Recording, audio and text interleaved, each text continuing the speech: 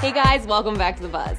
It's so comforting to know that even rap gods have to deal with a little father-son family drama from time to time.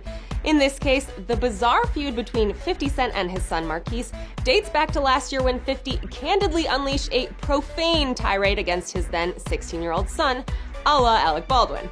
And now 50 is being absolutely blasted all over the internet for yet another poor parenting choice after he skipped his son's high school graduation.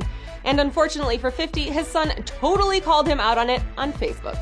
After the graduation ceremony snubbing, Marquise said, "Yeah, I broke down. I was really excited to see my pops at my graduation today, but he never showed up. My sister and mama is always there for me, just know that you wasn't. I did it without you." Ouch! We're sure even 9 bullet wounds don't hurt as much as your own son disowning you as a parent.